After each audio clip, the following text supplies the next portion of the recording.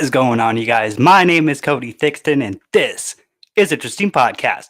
Coming to you guys on July 10th, 2023 for episode 63, where today we have another very, very special guest.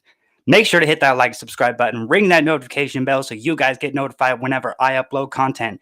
Make sure to go and follow me on social media at CodyT503. That's Twitter, Instagram, and TikTok.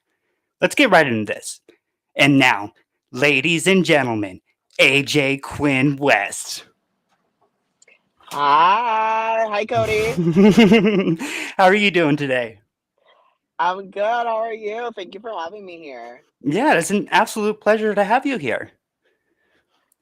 So, Hey, I'm yeah. excited. I'm excited to see how this is gonna go. All right. Well, let's just start out for maybe all of the people who maybe don't know you. Maybe introduce your name, where you're from, and what you do. So my name, as out of the drag persona, is Armando Josue Quintana Ceballo. It's a very long name. I'm originally from Puerto Rico, but I reside here in Columbus, Ohio. Been living here for 6 years now. And my persona is AJ Quinn West. That is really awesome. So, like, was there like that extended period of time where you were actually like living in Puerto Rico? Yeah, I lived in Puerto Rico my entire life before I came here. I've only lived in two places, Puerto Rico and Ohio. That's about it. That is really awesome. So let's kind of dive into a little bit of drag before we actually dive into your pro wrestling career. So, like, what was So- your initial day of going and doing drag? Can you kind of walk us through that a little bit? Oh yeah, for sure. So I started doing drag. It was in November of 2019. Honestly, it was just for like a Latin show. It was not gonna be something that I was gonna keep doing. Hmm. But I honestly liked it. I was at the time with my partner. He was the one that put me in drag, showed me how to do makeup. He did all the shabam, all the magic to come out as AJ Quinn West, and it was really really fun. Like I really enjoyed it. It was another aspect of entertainment that I really enjoyed. That is so cool. So, like, what is something that like really drove you towards it? I think what really drove me was I always love entertainment. Like, hey, I'm in the pro wrestling business is because I love the entertainment world. So I always thought that I can mix up what I've learned in the wrestling and mix it up with like the drag aspect of it because I've never seen it been done before. Mhm. So I guess I just wanted to be more, I don't know, be more involved in the world of entertainment in another aspect that it was not wrestling. Mhm. Anything that has to do with entertainment, I love. Like that's the thing that I really love a lot. And me watching like my friends doing it, my partner at the time doing it, it really like it was just like a little itch inside of me that's like I want to try and see what this is like, Yeah. and I ended up liking it. That is really cool. So, like, did you kind of do like theater kind of growing up and going through schools and whatnot? Yeah, well, I did. I did a lot of sports in when I was like elementary and middle school, and then when I got to high school is when I did more of the dancing and the theater. And then when I got into college, that's when I started doing more taking real theater classes, and that's when the wrestling started. And it was all only based because I wanted to be well rounded with the wrestling. It Mhm. was never it was never meant to be for the drag. Like I didn't knew drag until I was like in college. Like I didn't not know of it. So Mhm. everything that I was doing was for pro wrestling because I needed a theater background to, to be good at promos and stuff. So Yeah. Yeah, that is so cool because I know that like I had also like not really known like what drag was until was actually living on my own in my own apartment, and at that time I was watching like drag racing, right? And so I yeah. was going through Hulu and I saw RuPaul's Drag Race, and I thought that it was like a female, hosting a drag race show and whatnot. So Yeah, yeah, I clicked literally. it, And I started watching it, and like I just instantly was like, this is awesome, because like I had grown up like watching like America's Next Top Model and whatnot. And it just completely expands the world to like a whole different level. And it's just so cool. So like how was that for you diving into being a drag queen? Oh, it's amazing, especially with the people that you get to meet. There's a lot of people in the drag scene that are very helpful. There's very diverse, and not only that, like the way that you touch people, it's very different. Mhm, That's the thing that I love the most from wrestling and drag. In each of their form, you touch the audience in a different way. mhm. And I think that's the part that is like most rewarding out of it, which makes it want me to keep doing it. Yeah, that is so awesome. So, here's a really good question. So, like with like Sure. doing both of those performances, there has to be some times in which like you get a little bit nervous. So, like, how do you like calm yourself down and really be able to carry that confidence before you actually make your entrance? So for that, I always get nervous in every number that I'm gonna go out to do, or even for wrestling. Hmm. And I will get scared the moment that I don't get nervous because I don't remember, there was a person that told me the moment that you don't feel nervous going out for a performance is the moment that you should stop doing it because Yeah. your heart is not in it. Hmm. So when I get those type of moments, I like to talk to myself. This comes Here comes like the crazy part in me where I just start like thinking of all the accomplishments I want to do, all the goals I want to achieve, but most of all, like there's gonna be someone in that audience that is gonna see you and is gonna relate to you. And you never know who is out there that you might change their life in that moment. So Hmm. just go out there, do your best, have fun, and just enjoy yourself. So that's mostly what I do. I have to talk myself down and calm my nerves because if not, I will go crazy. Oh, that is so awesome. So you were just like touching on kind of when you stop being nervous, how like that's when you should stop performing. And I feel like not only with professional wrestling, but with drag, there's this certain sacredness that comes with being able to perform. So, how is that kind of dealing with maybe some of those people backstage, but you also wanting to represent yourself the best way that you can? How do you go about that? Ah. So for that, I think is the question based on like when people are like backstage and like dealing with Yeah. other personas and stuff. Yeah. Okay, yeah. So it all depends. I'm very observant. Hmm. I like to see my surroundings. I like to see how people act and how people are. Everyone is different. I always try to be conscious that everyone has a different point of view and a different take when it comes to even drag or to even wrestling. So there Hmm. has to be this type of respect and understanding about it.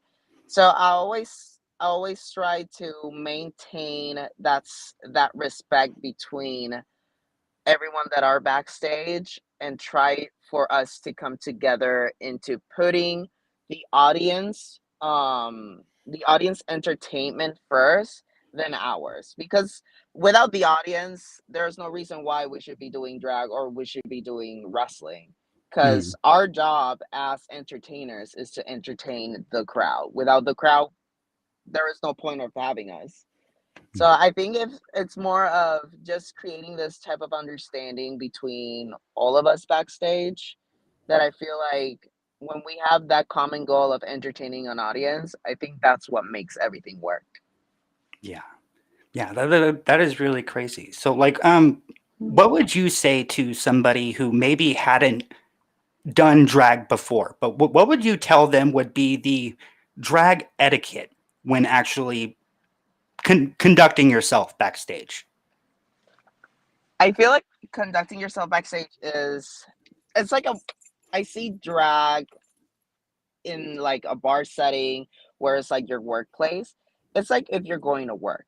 When you go to work, Mhm, you know that you have to be presentable, you have to be respectful, especially with the people that have been there for so long, have paved the way for making more easy for you to be on stage, because let's face it, like 20 years ago, drag was not this big thing in the media like it is right now.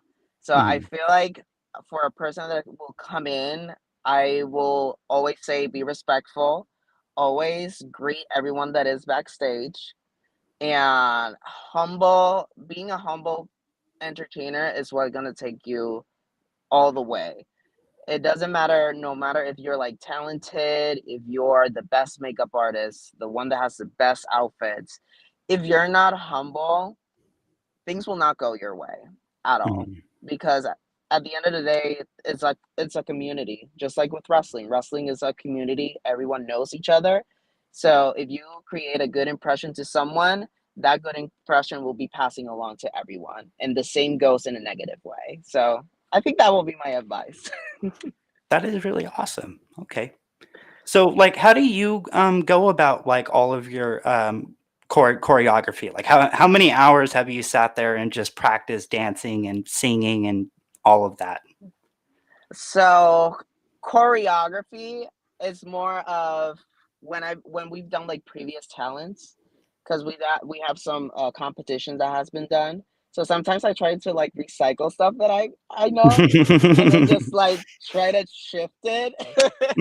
Because let me tell you, it's so hard to just take time to focus on. You got to do the hair, you got to do the makeup, you got to do the outfit, you got to do the music, and then you have to practice the music. And it's like so much while you have to have like your own personal life with like your regular job, your house, like all Mhm. of that stuff. So it is a lot. It takes me a lot of time to get ready and to prepare.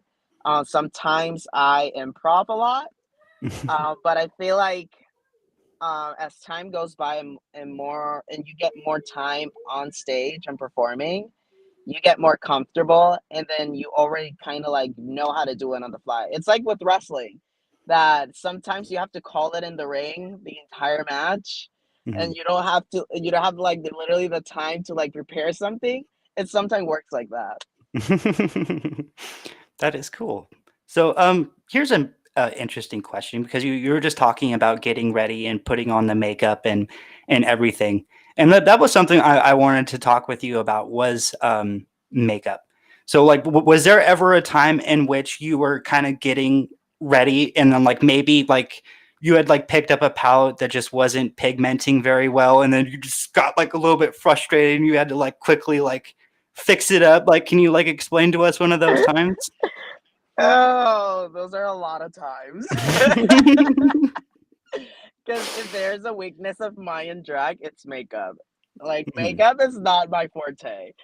But when those things happen, I always like this saying of oh my god, it's from I forgot the show. A Project Runway. Um Tim always say always make it work.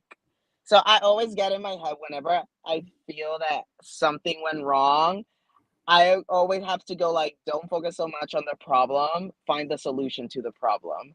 You always have to make it work. A professional will always make it work no matter what happens. Yeah, So that's literally like my saying every time that anything happens, like with the makeup or like with anything mhm. specifically. That is really cool. So I know, like, I've kinda touched with, like, other wrestlers or other performers on when they kind of earned their stripes, you know? So, like, at what point was it for you where you felt like you had kind of garnered those stripes in that community? I feel like when I really gained those stripes was I did a competition. It was like a weekly competition for like it was like a 10-week or 12-week. It was really long. And I feel like that moment right there was the moment that put me in the map because every week there was a different challenge and a different runway. And I I'm a very hardworking person and I am very dedicated. So I knew that in that competition, I wanted to bring my best. I wasn't even focused on winning. I just was focused on I want everyone to see how good I am. Mhm. And I feel like the moment that everything changed was literally that final episode that we did for the competition where a lot of people came to me saying, "Oh, you you really look like the winner and all that." I did not win. I was like the first runner up, Mhm. and and the way that I took the loss of like I was just very happy. I was so I think it was what's the word? Sometimes this happens where the word comes in Spanish and it doesn't Humble. translate in English. Yeah, I think it was more like I felt so proud of myself of everything that I did that I was like I already felt a winner. I didn't even felt the need to win, but I already win with what I did with myself. Mhm. And I feel like a lot of people saw that side of me of like, wow, like this person, even though everyone thought that I should have won, which I honestly think that my the counterpart, it was her name was Anadonia Delight. She was amazing as well. So I feel like either one of us could have won. And the way that how I took the loss, I think that opened the eyes of everyone of like, this person, even though that did so well, still took the loss so humbly and very, like, a very positive way. I Yeah, always stick in myself with the saying from RuPaul: "Losing is the new winning." Literally, losing was the new winning for me. that is really awesome. Yeah. So like do you have many inspirations when it comes to like just performing in general and Oh yeah, for sure. When it comes to performances, I've always liked Shangela, mostly because she's amazing, like performer, entertainer. But when she did her drag race run, seeing how she started being like the first one eliminated on her first season in season two, and then getting back again and and working hard and being consistent and being dedicated, being like that true underdog, it really inspired me to like if this bitch could do it, like I know I can do it too. So that's something that I always like take inspiration by. Like I'm always rooting for the underdog because I've always felt myself as being an underdog, and yeah, I think that she is one of the top ones that I feel inspired by. that is really interesting. That is really interesting. So I like when you go through out like your Instagram and whatnot, you could definitely tell that like you have a lot of different outfits. So like how do you go about actually acquiring all of your attire? So for the attire, it all depends. I like to have concept and have like certain ideas. For example, if I want like an animal type of concept, I'll just focus on doing something that is like very animal like or different prints. Or sometimes I talk to a designer that helps me like get the idea come across. So, or sometimes it's just me buying some stuff from Amazon and just cutting, gluing, editing. I love doing that. I think that's the part of the creativity side of one as an entertainer where you put your creativity in your outfits, not only like in your makeup. So I really enjoy doing that a lot. And I've been doing that for this past year. Plus, it's much more cheaper than, than paying a lot for like expensive designers. So like what were some maybe like some mishaps that had kind of happened where you were trying to get your outfit together and just something wasn't working, you had to really kind of put it all together? Oh God. So I think my biggest issue is that sometimes my outfits are too big for me. And then it can just like move the wrong way or like just not be as flattering as it should be. So I always end up using like spray adhesive, which I do not recommend anyone to do spray adhesive the outfits to your body. Because then to take the spray adhesive out of your body, it takes like days. And it's like the most horrible thing. Even when you go to sleep, you feel so sticky to your bed every single time. So I think that's like the most issues I have had with like attires going wrong. Yeah, that is so crazy. So let's kind of start to dive into a little bit about pro wrestling. So like where did you actually get trained as a professional wrestler? So I started training in Puerto Rico. It was on this west side. My teacher at the time was Roxy. They called her La Chica de la Actitud, the girl with an attitude. She was when I started wrestling. I think she already had like over 10 years in the business. She's currently right now she's like the best women's wrestler Puerto Rico has, honestly. And yeah, she took me in. I think a friend of mine, that's a tag team partner of mine, and myself were like her first students. And it was a really fun experience. Till this day, I always have an open communication with them. It's like family. Literally, it's just like family. Yeah. So how was that kind of diving into like two different communities where you get to now like reach out and branch out to all of these people, but it's from like two different types of companies, I guess, in a sense. You know what I mean? And like it's got to be crazy to actually be able to accumulate all of the people that you've actually been able to meet throughout your career. No, yeah, it is very crazy because I started wrestling first, and then I start doing drag.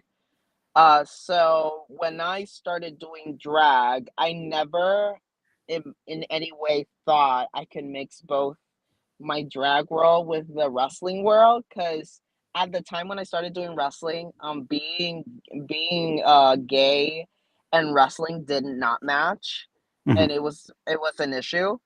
So for that time, I tried to like not present myself as a very flamboyant person. But when I moved here to Ohio, and then I started doing wrestling, and then it was like a year before that I started telling people like, yeah, I'm a professional wrestler. This is what I do, and it got such a great feedback where the company that I'm working with right now is Buckeye Wrestling Alliance. They were the first one to reach out to us to do like it was just a LGBTQ friendly event for the first time that they were doing it, and they wanted a drag queen to perform as a wrestler, and they got me. And that's when I knew, like, when I did that first show, mixing the drag with wrestling, I was like, oh my God, this is what I really want to do. Because it was like the perfect mix of both worlds. And it's crazy to like get people from my LGBTQ community that I did not know that knew about wrestling. As soon as they saw me wrestle, they're like, oh my God, you wrestle. I love wrestling. We watch WWE, we watch AEW. I'm like, oh my God, I'm not the only one that watches it. So it really opens the door for people to like that you did not know that knew about wrestling. They're really fans of it. And now it's like creating a community in a community. Mhm. Yeah, that is so cool. So like have you ever heard of Matter of Pride Wrestling? Matter of MOPW? Matter of I think Pride Wrestling? I think I've heard of them. Where Yeah, where it's where like where where is it no, they are located at? I think it's in New York. I'm New pretty sure York? it's yeah, New York. And like it's just Okay. so cool to like have like, drag queens and just intergender matches and like it's a really really cool company. So definitely like dude, like that, I think that would be really cool to see you actually be able to perform for MOPW. That'd be awesome. Oh, I will love that. I will love go to New York and just go out there and wrestle. Yeah. Yeah, that is so cool. So like where else around like the United States do you want to go? Like do you think that you would ever come over here to the Pacific Northwest? Oh yeah, I will go wherever. Like I want to travel all the states. I have not been in all the states of the United States of America, so Mhm. that's a goal. Mhm. And also a goal of mine is to wrestle in every state. Hopefully, I get the opportunity to do that. I will be joining a scouting event for NWA. It's gonna be in August in Indiana. So that's gonna be like the first time that I'm ever doing like a scouting for wrestling. So if everything goes good, maybe, who knows? That I'll, is really awesome. I could be with NWA and probably start in Tennessee. That is really awesome. So, like, what exactly can you say can we expect from your career? Because clearly you have a whole lot left in you. So, what can we expect? Honestly, I want to continue growing as a drag artist, but as well as a wrestler. I always feel like no matter how many years of experience you have, there's always something new to learn, and it's always cool to reinvent yourself and evolve as a performer, entertainer. So I feel like I'm just still knowing more about who AJ Quinn West is. Of course, I want Drag Race. I want to be in major companies. Like I would like to be in AEW. I would like to be in Impact, Ring of Honor, NWA, and if anything, like in WWE, like being, and most importantly, it's not because I want like the fame or the glory. I really just want the representation for the LGBTQ community. Like knowing that maybe there's could be some type of kid or some type of a young adult watching wrestling and sees a man dressing up as a woman and doing drag, and they say like, oh my god, if this guy can do it, I can do it too. you know I feel like diversity and representation is like one of the most important things in the world, because if you are going through some tough time, I think like if you feel relatable to someone, it helps you go through those hard times and makes you more of a stronger person. So hopefully, if everything goes good, maybe, who knows? Well, here's another interesting question. So, like, what was something that you kind of struggled with when it came to diving into to being a professional wrestler?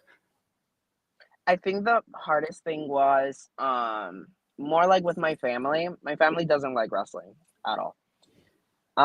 So when I started doing wrestling, the only persons that knew that I was doing it was my sister and my brother at the time, and then I had to hide it from my parents for like, I think it was like 6 months, because then they finally knew literally on my birthday.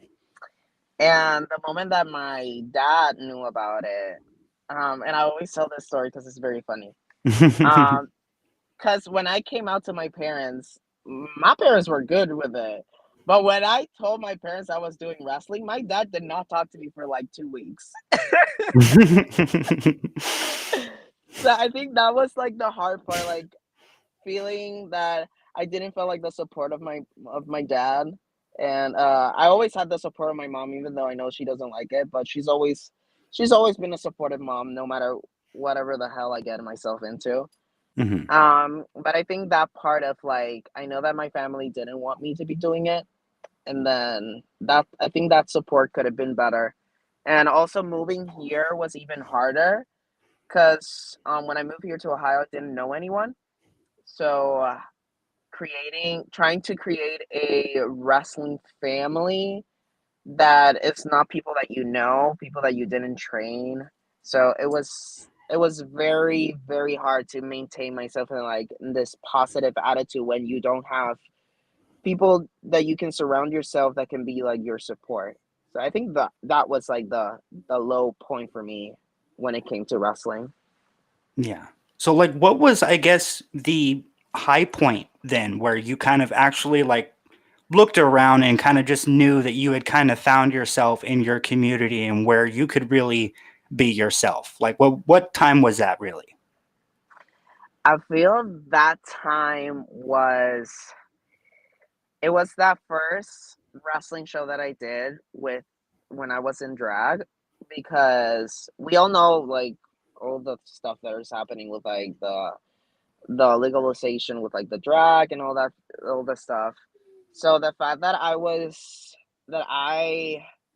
part of an event where it is most based of white straight people, and me being a Latin gay drag queen Mhm. performing there, and then people there cheering, and most importantly, the parents being okay with their kids like shaking my hand or going for a hug. Because I feel like that was the part that I was like, you know what, this is what I need to be doing. I feel like me wrestling as a drag queen is a doorway for me to educate people even more of drag is not a sexual thing, it's an entertainment, it's an art form, and I feel like people are not educated enough about the situation. And maybe if I can go and perform in front of like 20 or 30 people, I feel like that's a little bit of a difference that one can make for, you know, for United States to be like so accepting. Like in the past, it has been so accepting. Like there's no need to go backwards. We just need to move forward and move together. That is really, really interesting. Yeah, that is really interesting. Give me just one second. I apologize.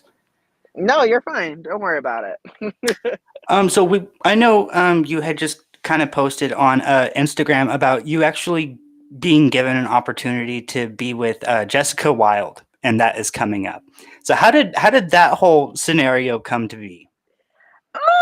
I love it. I love this. Okay, so the thing was, so the bar that is gonna do that show, it's called Axis. It's one of the like the best bars here in Columbus, Ohio. So it's very hard to perform there. So they always do this list of like you just put your name in, and they will give you a message or they will give you a call if you will be part of their shows.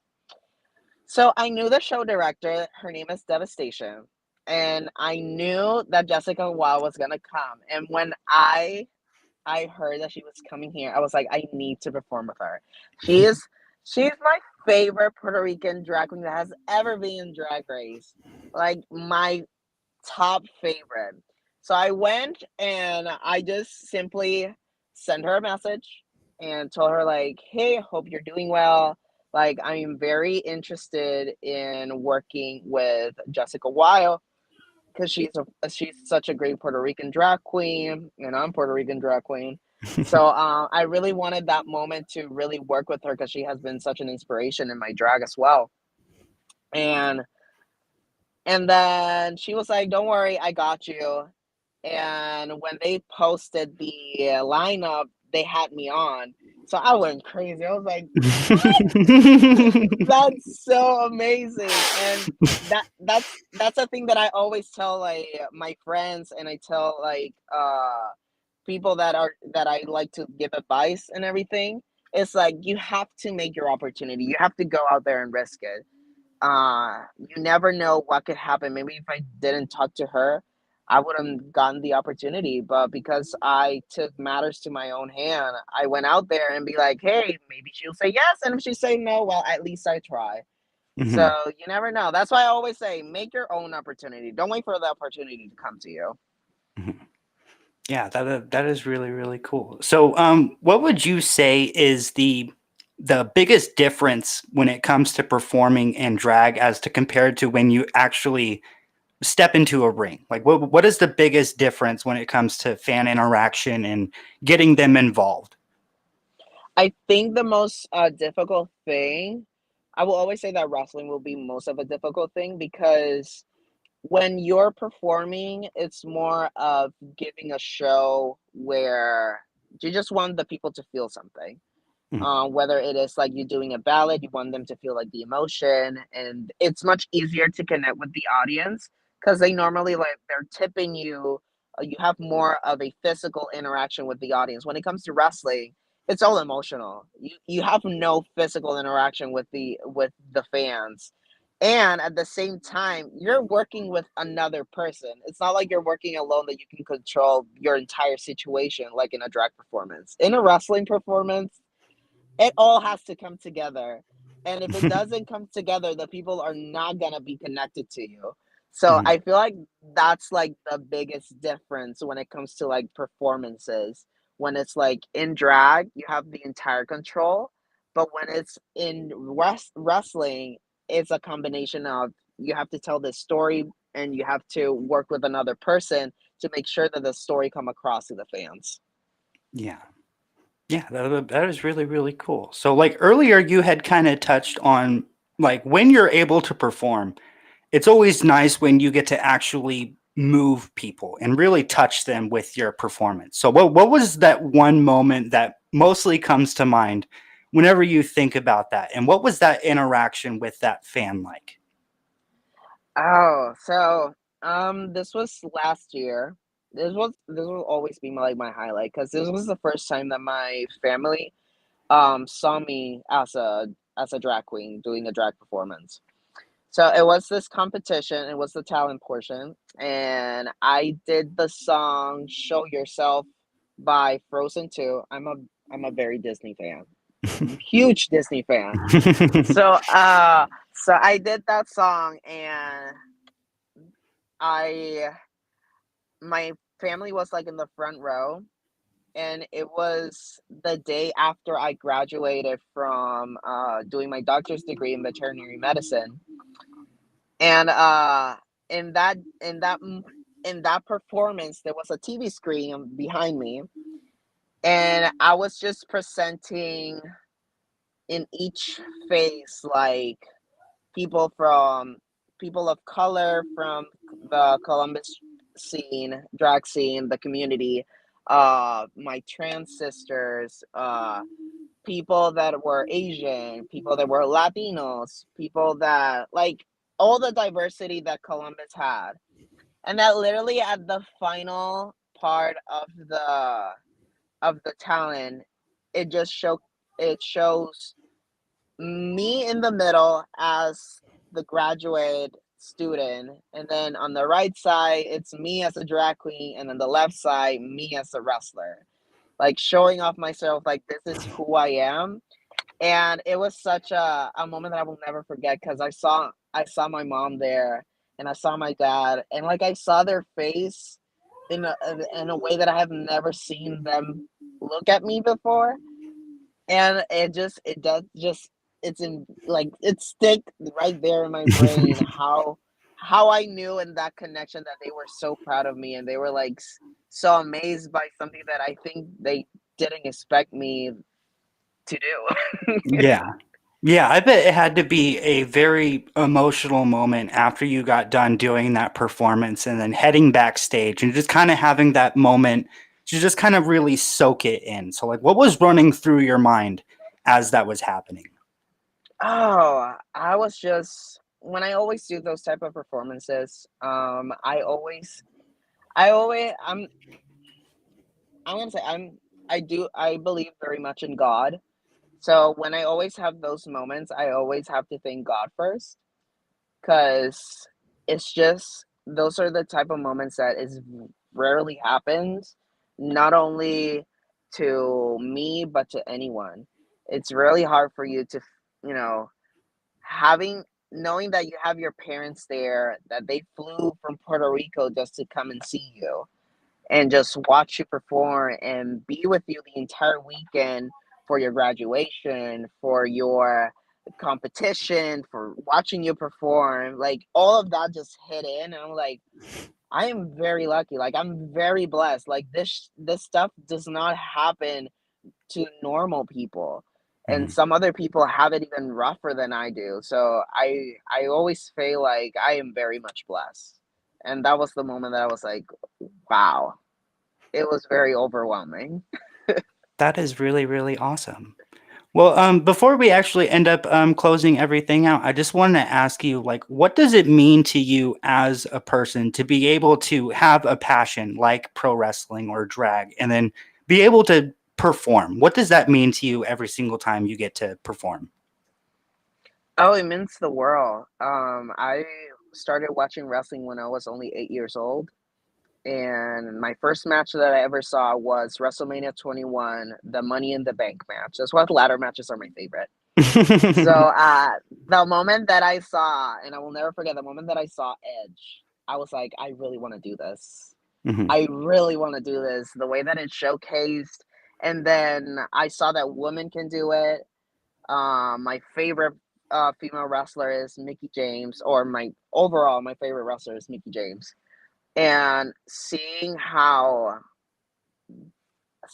she got from a 2-hour show, she only get 5 minutes, and in those 5 minutes, she made a name for herself.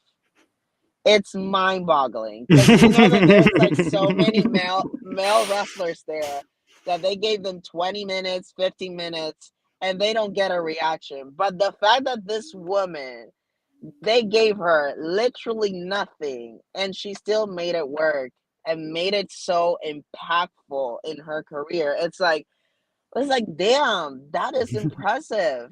And like, I want to do that. And she made me feel stuff inside of me that no one could ever make me feel. And that's the same thing I want to do. Like, I want to repay that and keep doing what they're doing. So that's what keeps my head always to like keep on working hard, keep focused on what you want. Even when a lot of people have told me like, "You're crazy. Why are you trying to do like the wrestling? Because you're small and you're skinny. It doesn't work." And then I'm like, I'm gonna make it work. Whether it takes me where it has to take me, life is a journey, and I'm here for whatever destiny has in store for me. So that's what keeps me going. Like knowing where I have started and where I am right now and seeing the journey that how everything has taken me to like the moment that I am, the person that I am right now as a professional wrestler, as a drag artist, like all of this, it's like it's life, it's crazy, but you just have to enjoy it. And I enjoy it to the fullest. When I'm old, I want to say I did everything. I have no regrets.